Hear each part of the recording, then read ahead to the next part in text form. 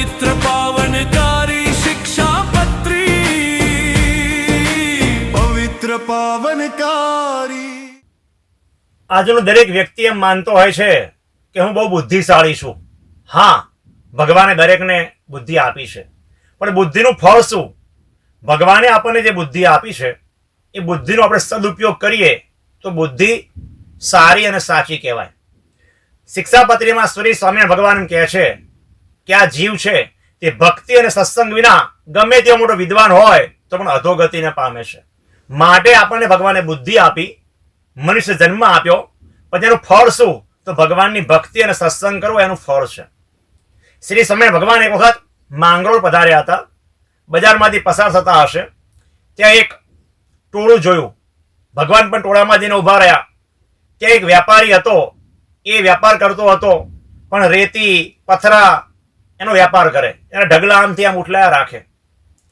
ટોળું ભેગું થઈ ગયું હતું. ભગવાને પૂછ્યું ટોળું કેમ ભેગું થયું? ત્યારે હરિભક્તોએ કીધું કે મહારાજ, આ કબા શેઠ છે, અમારા ગામના હતા. પહેલા ખૂબ વ્યાપારી હતા, ખૂબ પૈસાદાર હતા, પણ એમનું મગજ છટકી ગયું છે, એટલે ધૂળનો વ્યાપાર કરે છે.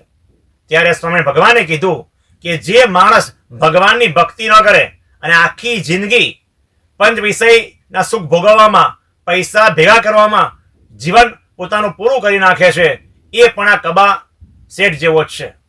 એટલે કે જો આપણે ભગવાનની ભક્તિ ના કરી શકીએ, સત્સંગ ના કરી શકીએ, રોજ મંદિરે ના જઈ શકીએ, ભગવાનના દર્શન ના કરી શકીએ, ભગવાનને પ્રાર્થના ના કરી શકીએ, માનસી પૂજા ના કરી શકીએ, તો આ જીવનનો કોઈ અર્થ નથી. એ કબા વેપારી જેવું એનું જીવન કહેવાય. માટે ભગવાને શિક્ષાપત્રીમાં કીધું છે તો આપણું જીવન ભક્તિમય બનાવીએ, સત્સંગમય બનાવીએ. અને ખાસ કરીને 23 તારીખથી 25 તારીખ સુધી કુમકુમ આનંદધામ ખાતે આ શિક્ષાપત્રી ગ્રંથનો શતાબ્દી મહોત્સવ ઉજવવાનો છે. તો આપણે મહોત્સવમાં લાભ લઈએ. શિક્ષાપત્રી જે ભગવાનની વાણી છે, સંતો દ્વારા એના પર વિવેચન થશે, તો વાણીનો આપણે લાભ લઈશું અને આપણા જીવનને ભક્તિમય, સત્સંગમય બનાવીશું. તો આપણે સુખિયા થઈશું અને એ જ બુદ્ધિનું ખરું ફળ છે.